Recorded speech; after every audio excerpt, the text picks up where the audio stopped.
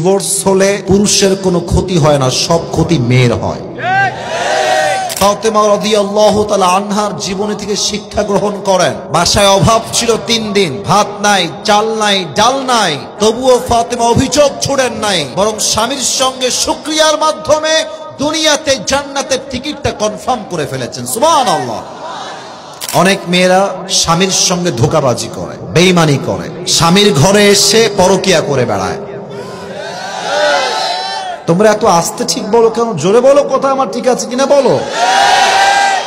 স্বামী থাকে বিদেশে, সারাটা মাস মাথার ঘাম পায়ে ফেলে দেশে টাকা পাঠায়, আর বউটা এত বেঈমান ওই টাকা দিয়ে এমবি ভরে পরপুরুষকে আই লাভ ইউ বলে বেড়ায়। এরকম মেয়ে বাংলাদেশে বলেন তো সবাই আছে না নাই?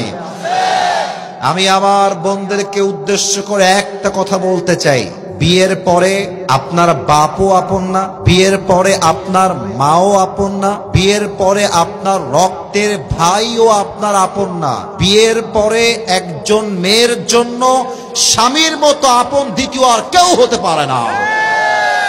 আমার বোনেরা অনেক সময় স্বামীকে কি করে জানেন? প্রেশারাইজ করে। আমার আইফোন 13 লাগবে, আমার আইফোন 14 লাগবে, আমি ফরিদপুরের গ্রামে আর থাকবো না, আমাকে শহরে নিয়ে যাও, আমাকে অমুক বাড়িতে রাখো, আমাকে অমুক গাড়ি কিনে দাও। ডিমান্ডের শেষ নাই। আমি সেই মেয়েদেরকে উদ্দেশ্য করে বলবো, ফাতেমা রাদিয়াল্লাহু তাআলা আনহার জীবনী থেকে শিক্ষা গ্রহণ করেন। বাসায় অভাব ছিল 3 দিন, ভাত নাই, চাল নাই, ডাল নাই, তবুও ফাতেমা অভিযোগ ছুড়েন নাই, বরং স্বামীর সঙ্গে শুকরিয়ার মাধ্যমে দুনিয়াতে জান্নাতের টিকিটটা কনফার্ম করে ফেলেছেন। সুবহানাল্লাহ।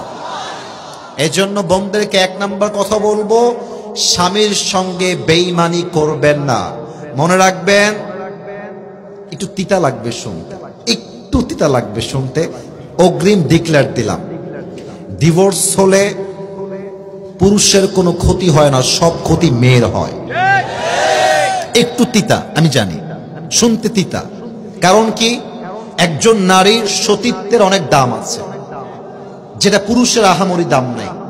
একজন নারীর দেহের অনেক মূল্য আছে, যেটা পুরুষের ক্ষেত্রে আহামরি সমাজ দেখতে চায় না। একজন মেয়ের যখন ডিভোর্সের দাগ লেগে যায়, পুরো সমাজের চোখে সেই মেয়েটা একদম ছোট হয়ে যায়, ঠিক কিনা বলে? তো স্বামীর সঙ্গে বেঈমানি করার পূর্বে একটু ভেবে নিবেন যে ক্ষতিটা আমার হবে না, ক্ষতিটা আপনার হবে না, ক্ষতিটা হবে প্রত্যেকটা সেই মেয়ের যে মেয়ে স্বামীর সঙ্গে গাদ্দারি করে, ঠিক কিনা বলেন? আল্লাহ মেয়েদেরকে বোঝার তৌফিক দান করুক। পড়েন সবাই আমিন। আপনাদের বউ আছে কার কার? একটু হাত তুলেন তো। বউ আছে? বউ বউ বউ আচ্ছা, হাত নামান। আর বউ নাই কার কার? তারা একটু হাত তোলেন। ইন্না লিল্লাহি ওয়া ইন্না ইলাইহি রাজিউন। কারোই তো বউ নাই রে ভাই। আচ্ছা আচ্ছা, হাত নামাও। আল্লাহ তুমি প্রত্যেকটা সিঙ্গেল যুবককে বউ দিয়ে দাও।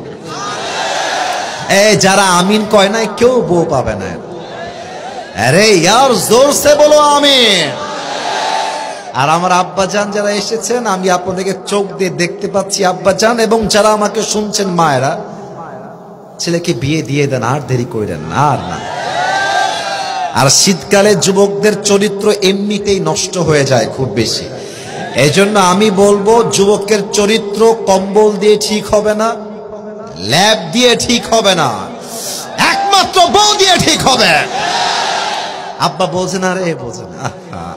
আল্লাহ আব্বাজানদেরকে বোঝার তৌফিক দান করবে। পড়েন সবাই আমিন। আমরা সবাই মিলে 3টে তাকবীর দিব। প্রথম তাকবীর দিবেন বিবাহিত ভাইরা, দ্বিতীয় তাকবীর দিবেন সিঙ্গেল ভাইরা। দেখতে চাই কার গায়ের জোর কত বেশি আজকের মাহফিলের। আমার আব্বাজানেরা, বিবাহিত ভাইরা আমার দিকে তাকান, আব্বাজানেরা আমার দিকে তাকান। সবাই একটা কাশি দেন। মাশাআল্লাহ, আওয়াজ ভালো আছে। তাকবীর ভালো হবে বিবাহিত ভাইদের। সিঙ্গেলরা চুপ থাকবে। বিবাহিত ভাইরা তাকবীর দেন।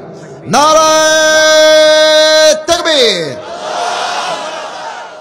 মোটামুটি খুব ভালো হয়েছে, খারাপ না। দেখা যাক সিঙ্গেলরা পাস করে কিনা আজকের মাহফিলে। সিঙ্গেলরা একটা কাশি দাও। আপনারাই নাম্বার দিবেন যারা স্টেজে আছেন। আমি এই দল থেকে বের হয়ে গেলাম। সিঙ্গেলরা কাশি দাও। নারায়ে